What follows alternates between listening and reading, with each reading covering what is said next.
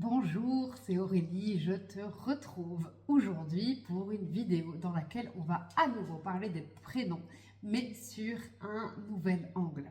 Si vous cherchez à découvrir qui vous êtes et à vous libérer de vos schémas répétitifs qui vous empêchent d'être pleinement épanoui, bienvenue sur cette chaîne. J'ai aujourd'hui beaucoup de mes copines qui ont des enfants, beaucoup de mes copines qui vont bientôt accoucher et il y a ce truc qui m'arrive tout le temps en ce moment, c'est que dès qu'on m'annonce le prénom d'un enfant, directement, tac, il y a les mémoires transgénérationnelles qui vont avec, qui arrivent. Et donc, il m'arrive régulièrement qu'on me pose la question, tiens, est-ce que tu penses que j'ai choisi le bon prénom? Alors, est-ce que mes copines ont choisi le bon prénom? Est-ce que tu as choisi le bon prénom pour ton ou tes enfants? C'est ce que je te propose qu'on aborde aujourd'hui ensemble. Alors, on ne va pas l'aborder sous la sphère des caractéristiques ou des connaissances, des compétences qui peuvent y avoir derrière un prénom. Parce qu'effectivement, si tu tapes ça sur Internet, eh bien, tu vas trouver plein de merveilleuses compétences que peut avoir ton enfant sur cette base-là.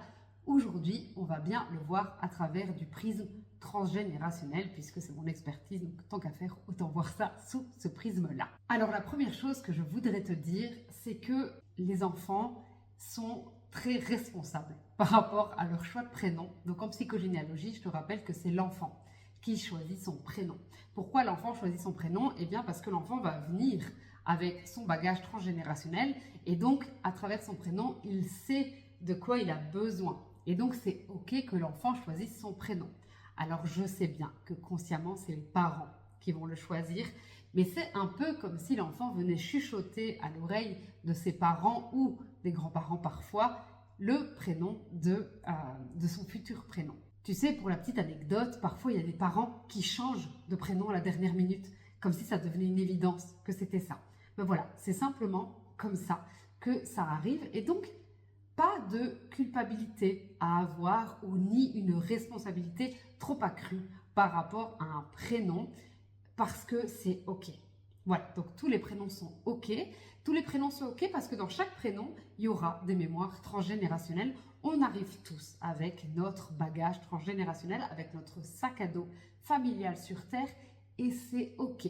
Alors je sais que les mamans, les futures mamans, les papas, les futurs papas se disent « Ok, mais tant qu'à faire, si je peux éviter à mon enfant de vivre certaines choses, de vivre certaines épreuves, bah, tant qu'à faire, je comprends. » Si ce n'est que ça voudrait dire qu'on peut prédire l'avenir et je suis désolée, mais ça n'est pas possible. Alors, je ne te dis pas que le jour où ça m'arrivera, je ne vais pas me poser la question. Bien sûr que si ce n'est que la responsabilité finale revient toujours à l'enfant. Donc, tout est juste et parfait. Donc, ne vous inquiétez pas par rapport à ça. C'est OK, c'est le bon prénom, c'est le bon choix. Donc, pas de souci. Alors, bien sûr, tu peux nettoyer des mémoires transgénérationnelles.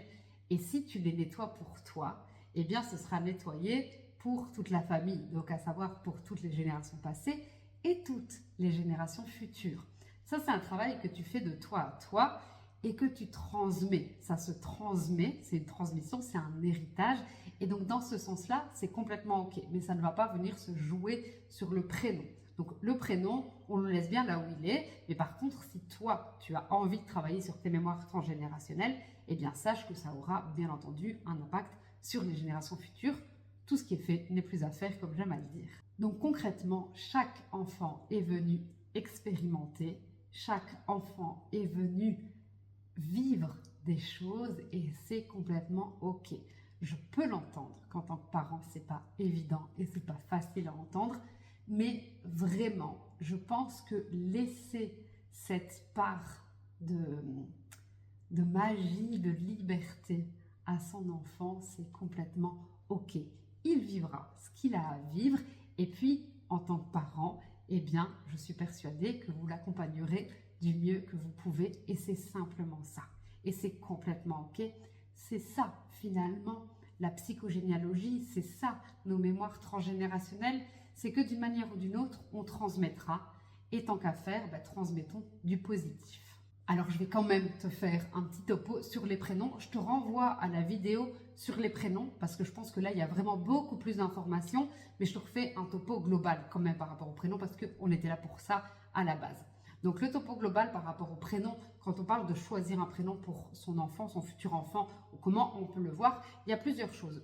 Tu peux le voir de manière différente. Tu peux le voir d'abord, eh bien, est-ce que ce prénom, il existe déjà dans la famille et à qui il est lié? Ça, c'est un premier topo. Alors tu vas me dire, ok, mais du coup, c'est bien ou c'est pas bien d'appeler son enfant par le prénom de quelqu'un qui existe déjà dans l'arbre généalogique? Eh bien, c'est ni bien ni pas bien. C'est juste que ça doit être. Point. Donc, si ton enfant s'appelle comme quelqu'un dans ta famille, eh bien, c'est ok. Et si ce n'est pas le cas, ben, c'est ok aussi. Mais si c'est le cas, c'est intéressant parce que ça va créer un lien particulier qu'on pourra analyser au niveau transgénérationnel. Alors, une deuxième chose qui peut être intéressante à faire, c'est d'aller voir l'étymologie du prénom. L'étymologie du prénom, elle va te donner une énergie, elle va déjà te donner une première approche, une première substance de ce qu'il y a derrière le prénom. Et donc pour ça, je te redonne l'astuce, c'est qu'il suffit d'aller sur le site de Nominis, donc je te le remettrai dans le descriptif. Tu tapes le prénom et puis là tu as l'étymologie et donc tu as déjà des énergies qui sont liées au prénom.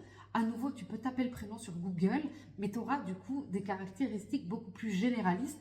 Là, on est sur quelque chose de plus, de plus profond, en tout cas de plus spécifique au niveau transgénérationnel et énergétique. Et puis la troisième chose, c'est d'aller voir les mémoires transgénérationnelles.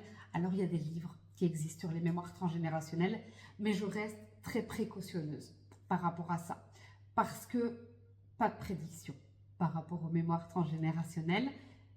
On ne prédit pas l'avenir, on ne connaît pas l'avenir et donc on n'est pas sur du divinatoire. Et donc, quand on est parent ou futur parent, aller voir la signification transgénérationnelle du prénom de notre enfant, ça peut venir induire des choses qui ne sont pas, parce que c'est l'enfant qui porte ce prénom, c'est lui qui va vivre ces mémoires-là. Et donc, en tant que parent, je peux comprendre qu'on vienne induire des choses sans le vouloir et inconsciemment en plus. Et donc, voilà, je suis très réticente, même s'il y a des livres qui existent et qui sont très bons et que moi j'utilise en séance, je les utilise tout le temps pour la personne que j'ai en face de moi et pas pour la descendance, parce que sinon on va venir potentiellement rajouter des choses, rajouter des mémoires qui ne sont pas utiles, qui ne sont pas forcément activées et donc ça n'a pas d'intérêt. C'est une possibilité qui existe, je la cite parce que je m'en sers au quotidien, mais sachez que j'émets de grandes réserves par rapport à ça. Donc si vraiment vous voulez aller voir pour votre enfant, vraiment je vous conseille d'aller voir l'étymologie parce qu'en plus c'est plutôt sympa. Et puis en plus de l'étymologie, si votre enfant est déjà né, eh bien allez voir la date de naissance. Donc pareil sur le site de Nominis, vous tapez sa date de naissance, vous tombez sur le saint du jour et pareil sur le saint du jour, vous allez aller voir l'étymologie du saint qui est lié à cette journée-là et il y aura aussi du coup une correspondance en termes énergétiques par rapport à l'enfant. Donc voilà, ça c'est des petites recherches qui peuvent être sympas, qui vont apporter un petit plus. Et donc ça vraiment, allez le faire parce que je trouve que ça ne peut apporter que du positif. Donc en conclusion de cette petite vidéo, je te dirais, fais-toi confiance. Fais confiance à tes enfants. Rien n'arrive par hasard. Et si tu ressens le besoin de creuser ces mémoires transgénérationnelles, eh bien c'est ta responsabilité. Fais-le pour toi, en sachant que ça aura des impacts plus larges, mais tu es la seule personne sur qui tu as un impact. Le changement part de toi. Donc pas de projection, pas de divination, pas de détermination, pas de déterminisme, mais de la responsabilité sur ce qui se passe pour soi et uniquement pour soi. Alors je sais que c'est pas forcément ce qu'on a envie d'entendre, mais j'ai vraiment décidé de ne pas te vendre du rêve parce que ça ne fonctionne pas comme ça. Donc je pourrais te dire que tu peux bosser sur ton enfant et qu'on va lui retirer toutes ses mémoires transgénérationnelles. Non, c'est pas comme ça que ça fonctionne. Il vivra ce qu'il a à vivre. Tu vis ce que tu as à vivre.